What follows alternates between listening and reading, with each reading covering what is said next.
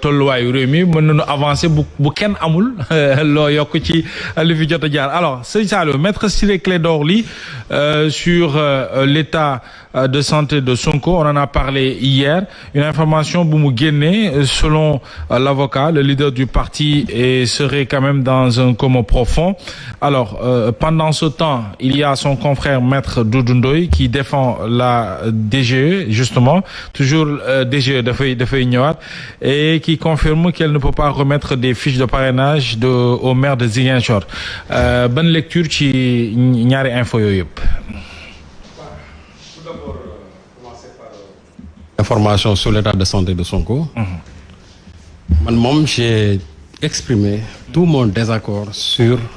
vraiment cette grève-là. Oui. Parce que man jàpp naa ne grève bi Sonko dugg pour man c'est inutile. Et puis aussi le moment n'est pas opportun pour def ko. Présentement nii ñoom patriotes yi dañu nekk ci ils sont vraiment dans des combats politico-judiciaires. te bu fekkee da nga nekk dans des combats politico-judiciaires. Les gens ils ont besoin quand même du leader. Même su fekkee ne il est en prison. Parce que c'est pas parce qu'il est en prison qu'il ne peut pas diriger ses troupes. Absolument. Donc présentement nii on a besoin de lui c'est-à-dire dans son état de conscience moom bu fekkente ne dafa nekk ci état boobu dina mën a tax. Combat judiciaire yi di ñëw que ces troupes quand même puissent être mobilisées pour que ñoom ñu mën ci dem ak. avec candidat bi nekk en prison. c'est ça sa candidature. mais aujourd'hui ba gagné sax génn doon président. Aujourd'hui su nekkee dans cet état là. combat yi di ñëw nii parce que déjà on parle de affaire Mame Mbaye Niang on parle encore de la décision de Ziguinchor parce que l'agent de justice de là il s'est pourvu en cassation donc yooyu c'est des batailles éventuelles yoo xam ne ñu ngi ñëw. Mais si les gens si les patriotes ne se concentrent pas sur ça. Déjà ñi nga wax ne il est dans un état de coma profond. Loolu rek ça sème le désemparement le désarroi au sein même des forces patriotes. C'est ça. Donc ñoom dootuñu taal di combat yi sax léegi chaque jour ils sont sur la santé de leur leader nan la kii et cetera les gens sont dans les mois donc finalement combat politique bi sax dañ ko jël teg ko de côté te ce que les gens doivent savoir loolu aussi je vois chaque fois que Clédor Ciré de si dellusi ils évoquent le mutisme des chefs religieux il parle aussi la communauté internationale et cetera moi je leur ai dit une chose gis nga ce combat là ñoom dans leur communiqué ils doivent même éviter chaque fois di wax chefs religieux dañuy seetaan nangam ak nangam ñoom bu ñuy def combat qu'ils ne comptent sur personne qu'ils ne comptent sur leur propre force parce que de tout temps les chefs religieux sont là de tout temps la communauté internationale est là te terewul li am di am. Ils ont en face un pouvoir boo xam ñoom ils sont décidés à aller jusqu'au bout donc ñoom ils n'ont qu'à utiliser leurs propres moyens et puis ne pas compter sur qui que ce soit parce que pour man jàpp naa ne ñoom combat bi suñ ko naree gagner duñ ci c'est-à-dire ils ne vont pas s'appuyer sur des forces religieuses ils ne vont pas s'appuyer sur des forces sur la communauté internationale mais ñoom seen wàllu bopp ñoom ils comptent d'abord sur leur propre force politique ba man vraiment loolu laa jàpp. Mais actuellement nii. Communiqués yi pour man ça c'est des communiqués alarmistes parce que chaque fois quand on parle de Sonko dans un état profond il y en a des gens qui sont complètement abattus et aussi da ngay gis même nit ñi seen TikTok yeeg je ne sais pas Facebook yi bon pratiquement Ousmane Sonko dans un état comateux profond et cetera donc les gens ne relaient que ça finalement on se dit que mais quel est même le projet dans tout cela donc pour man jàpp naa ne ñoom ñi nga xam ne c'est des proches de Sonko ils n'ont qu'à lui dire de cesser cette grève-là et de se concentrer sur ces combats politiques. Pour man loolu laa jàpp mooy dëgg il est vrai que li mu wax au départ mais dafay mënul toog que des femmes yi détenues di xeex di grève à cause de lui moom mu toog di seetaan c'est vrai. Mais aussi moom na xam ne du femmes yooyu rek la jiite ñooñu seen combat nit ñi soutenir nañ ko. C'est-à-dire les forces démocrates soutenir nañ combat yooyu mais il faut qu'il aille au-delà de tout cela mais su fekkente ne présentement nii il est dans un état vraiment où sa santé s'est complètement détériorée nit ñi ñi nga xamante ne ñoom ñoo leen topp aussi finalement dañuy jël combat politique bi teg ko fële chaque jour ils vont s'enquérir de l'état de santé tout simplement de leur leader et pouvoir bi je dis une chose pouvoir bi ce ne sont pas des communiqués ñooy tax ñu dellu ginnaaw ci lu ñu nekk. Loolu moom je le dis et il y en a même yoo xam ne qui souhaitent toujours le pire à Ousmane Sonko. Loolu dafa am il y en a qui lui souhaitent chaque jour le pire donc il ne faut pas lui aussi qu'il prête le flanc bu leen ay nit yéenewul jàmm aussi bu leen may buntu boo xamante ni doo fa am jàmm tu fais tout pour parer à ces coups-là mais pouvoir bi moom du communiquer mooy tax ñu qu'ils vont s'attendrir déedéet du tax aussi ñu ne dañ lay yërëm déedéet du tax aussi ñu dellu ginnaaw ci ñoom ci seen projet bi ñu teg donc man jàpp naa ne aujourd'hui waa Pastef yi ñoom seen wàllu bopp nañ compter sur leur propre force pour mener ce combat politique te nga xam ne seen leader bi ko jiitee na bàyyi grève bi jëm a toppatoo aussi ces combats politiques yi nga xam mooy ñëw éventuellement man loolu laa jàpp maintenant quand la comment dirais-je la position de Maître Doudou Ndoye mais loolu aussi qui défend la DG oui xam lu gën a bon mooy désinformation manipulation baaxul la presse ce matin oui information bu ñu ko génnee boo ko lire c'est comme si Doudou Ndoye dafay jël fait et cause pour la DG alors que c'est pas vrai ok c'est pas vrai boo jëlee dans l'ensemble la mu wax moom fa mu terminer sax xamul wax oui dana Ousmane Sonko sax kenn waru ko génne ci liste yi parce que il n'est même pas encore jugé. Et que j'ai vu quelque part mu ne c'est ce qu'il a dit. Même le recours n'est pas suspensif. moom la non moom kay non la mu terminer dane dès l'instant qu'il était dans une situation de contumace ñu jàpp ko c'est-à-dire que le jugement est anéanti donc ki nga xamante ne kenn jugé gu ko kenn waru ko génne ci liste yi mais su waxee par exemple DG c'est-à-dire il veut tout simplement wax la répartition c'est-à-dire au niveau du ministère de l'Intérieur ku nekk li nga xam moo la war parce que bu fekkente ne dañ koy bindaat ci ay liste il est vrai que du DG moo koy bindaat ça c'est au niveau de la DAF la direction de l'automatisation et du fichier foofu la ñu koy bindee mais xam nga c'est une administration connexe bu ñu waxee DG ne delloo leen ay fiches de parrainage ça suppose qu'au préalable aussi que le travail soit fait au niveau tout simplement de la DAF te boo gisee même l'huissier maître Wende Dieng moom bi ñu ko joxee décision bi il a donné ça à la Sénat ordonnance bi il a donné ça à la DAF il a donné ça à la DG mais waa DG ñoom dañu bañ na duñ ko jël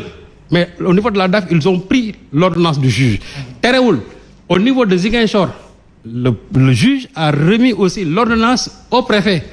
pour moom jël def la voie hiérarchique ba egsi au ministre de l'Intérieur donc ñoom voies yi ñu waroon jël yëpp jël nañ ko donc maître Doudou Ndoye foofu lay waxee bu waxee ne c'est pas à la DG ñoom ñooy koy bindaat ñoom duñ ko bindaat mais c'est-à-dire que ñoom dañ ça suppose que au préalable administration bi ko war a réintégrer ñoom dañ ko war a bind et que la DG doit finalement lui remettre comment dire les fiches de parrainage d'ailleurs même décision juge bi muy bind waxu bindul ne dellu jox leen ko ay fiches de parrainage de dana réintégrer leen ko sur les listes électorales c'est ça moom loolu la mais à supposer que nag la conséquence c'est la remise après absolument des fiches de parrainage c'est évident donc juge bi moom waxul ne jox leen ko fiche de parrainage yoonam newul ci moom li mu wax mooy yéen a ko génne ci liste yi dugalaat leen ko ci oui. mais conséquence bi nag bu ñu ko ci dugalaatee mooy il a droit en tant que candidat à la candidature de recevoir maintenant les fiches de parrainage bien sûr foofu nag la nit ñi di waxee te juge Doudou Ndoye la mu wax en fin de son discours dane Ousmane Sonko n'est pas radié des listes électorales parce qu'il n'est pas encore jugé mais boo gisee tey presse bi daf ci am ay manipulateurs parce que la ñu génnee bindi ko titré ko ok méngoowul ak li nga xamante ne moom mooy li Doudou Ndoye wax en fin de compte bu fekkee nag da nga jël benn extrait génne ko dans son contexte daal koy def à la une wala nga def ko ci say appel de une nit ñi loolu la ñuy gis mais on a qu'à lire tout ce que Doudou Ndoye a dit soo ko lire nag di nga xam ne Doudou Ndoye la mu wax mooy kii génnewuñ ko sax ci liste yi ba quand même di ko ci bindaat très bien donc nañ ko wax ay fiches de parrainage sur d'abord la grève de la faim de Ousmane Sonko qui serait dans le coma ou dans un coma profond selon son avocat maître Ciré Clédor Ly toujours est-il que mi ngi ci peut-être combat bi mu nekk muy xiifal loolu ban jàngat déjà ci wàllu. waaw je pense que du ma ci répété waat parce que keroog bi ñu fi toogee am na lu ma ci waxoon que Ousmane li mu def erreur la parce que quand même mënoo nekk ci benn combat egsi ba fii nii tey. nga bëgg a ëlbatiku delluwaat ci loo xam ne bi nga ko defee critiques yi ñoo ëpp fuuf li nga xam ne moom lañ ci doon xaar ak lu mu ci doon xaar lu ne bu xoolee critiques yi mu jëlee ci ak ñi ci jàpp ak crise bi nga xam ne moom la fi créé woon donc vraiment jaru ko woon léegi nag fi ñu ko xaareewul woon la ko defee comme sëñ Saliou moom nangu na ni lii li mu ko waxee erreur la te man donc foofu laa doon bëgg a jëm damay wax ni erreur la léegi nag li ci des mooy na xool ñi nga xam ne ñoom ñoo nekk ci wetam di chargé wu ci communication ak aussi est-ce que moom tamit mi ngi déglu ñi nga xam ne ñi ngi wax ak moom parce que quand même moment bi nga xam ne mi ngi dugg ci grève la faim bii nii fekkoon na quand même tendance bi mi ngi doon changer ci bopp sénégalais yi. parce que être dans un coma profond. non avant coma bi sax bi muy dugg ci grève bi rek bi muy dugg ci grève bi. benn Sénégalais xaaratul woon loolu même les membres de Pastef ex-Pastef sax xam naa xaaratul woon loolu parce que situation bi du woon actualité loolu noonu amul woon boobu pression. donc vu que ni def na ko Sénégalais yi wala ñu ëpp ci ay nit yi nga xam ne si ñu ngi koy topp gëm nañ ni bii mënoon na ñàkk doon li ñu koy wax moom mooy na ci génn mais prochainement aussi nay communiquer nay waxtaan ak ñi nga xam ne ñoom la bokkal. li ci des mooy tey fi ñu toll nii crise bi am. kenn ku ci nekk dugal ci sa kàddu léegi nag DGE la affaire justice la affaire ministre de l'intérieur la Mohamed. caaxaan baaxul. fi ñu toll nii. dëgg rek moom moo fi des. dëgg moo fi des c'est pas que dañuy déglu maître Doudou Ndoye ay conseil la joxe xalaatam la joxe c'est quelqu'un que bu ñëpp respecté bu ñu am ci moom yaakaar kon donc su fekkee ni moom génn na def analyse situation bi te ñun ñu doon ko xaar. naan magistrature bi nañ génn su fekkee am na quelqu'un bu am courage u génn wax li mu wax kenn du ko dugal ci poubelle bi te li mu wax lépp boo xoolee dafa tranché ku ci nekk nag parti bu ñaari parti yëpp ku ci nekk dafa tranché c'est-à-dire kenn ku ci nekk li la intéressé mën nga ko jël ni man la waxal li ma waxal intéressé na ma ñi nga xam ne ñoo ànd ak Ousmane Sonko bu leen neexee ñu def seen recoupe ne lii la maître Doudou Ndoye wax donc ñoom loolu lañ gëm loolu la ñuy utiliser ñi nga xam ne ànduñoo ak moom ànd ak beneen parti bi li leen neex tamit la ñuy jël léegi nag victime bi moom mooy Sénégal yi nga xam ne seen ay profane lañ te ñoom bëgg nañ au moins xam fan la lii di mujj mais ak lu mën a am moom mooy quand même affaire Ousmane Sonko ak affaire DGE affaire manipulation yi ci nekk war na mën a jeex ñu jàll ci leneen c'est ça loolu que Sénégal il faut qu'on avance quoi vraiment loolu la ñu soxla parce que li des ci cette histoire nous pompe l'air mais xam nga erreur yëpp franchement erreur yëpp lan la moom mooy di administration bi du ñu communiquer faille boobu rek moom moo feeñ moom mooy ci ay décisions judiciaires yi nga xam ne dañ koy jël on l'a souvent dit elle est écrite. waaw mais quand même su fekkee du ñu communiquer su fekkee ne seeni ni motivation wu arrestation yi fi am yépp ci benn côté laay wax. dafa am volonté politique pour génnee Ousmane Sonko. damay bëgg a wax ne kon fayir nañ ci seen bopp mission su fekkee ni loolu mi ngi ci su fekkee arrestation yeeg condamnation yeeg précipitation yi ñu doon def yépp joué wuñ ci la timing te toujours dama doon wax naan fii ak les élections ñetti procès xeju fi. kon man sama logique bopp ma nekkoon ci loolu laa nekk ba tey mooy li fi xeju fi donc li ñu bëgg a def suñu ko defee dinañ ñu gaañ askan bi. te nag waruñu fa mën a àgg. léegi nag ndax dañuy profité gaaw atte Ousmane Sonko pour condamner ko loolu leneen la. xam nga damay wax ni la Ousmane def ak lañ ko toppee loolu ça n'a rien à voir ak man ni may gisee li nga xam ne moom moo di ab maintenant Ousmane Sonko l'acteur politique bi nga xam ne ni moom dafa jóg taxaw léegi fi ñu toll nii. immunité dafa war a am ci responsable politique yëpp warul nekk Ousmane kese mais ñoom ñëpp à 6 mois des élections kenn ci ñoom waratul am loo xam da koy mën a tere bokk ci élections yi immunité boobu mooy li muur ñëpp su fekkee ne seeni contentieux yi réglé wuñ ko ba à 6 mois des élections dara loo xam ne seeni ni war na mën a porter préjudice candidat amu fi parce que état bi administration bi am na toutes les informations. tu as parfaitement raison. je te jure parce que am na lépp pour mën a éviter. pour mën a. non c'est vrai. non pour mën a écarter. li nga xam ne seeni moom moo di. les détails. côté judiciaire ak côté bu mu mën doon léegi nag immunité boobu naat law ci ñëpp. et nag. gars yi jël seen ay responsabilité jéem a seet nu ñu mën a def bu fekkee ni seeni ni dañ koy delloosiwaat ñu teg ko ci dëgg delloosi ko procès bi continuer léegi nag ku ci nekk nag ñu nangul la su ñu demee ci élection yi fekk tamit Ousmane ñu war ko jam tuuma parce que foofu tamit arme égale la ku ci nekk li nga am ngay dóor parce que mënul def diffamation di dóor ay nit di wax ci état bi di wax ci ñi nga xam ne si ñoom ne les acteurs politiques lu ko neex ñu àgg ci élection les erreurs du passé ñu baal ma su ma ko tuddee noonu mooy li ko dal ci Mame Mbaye Niang dal ko ci Adji Sarr dal ko ci ay appel à l'insurrection ak yeneen ñooñu aussi dinañ ko utiliser pour jëm ko nuire pour éviter à de ce que buñ ko voteel donc li ñuy wax mooy moment bii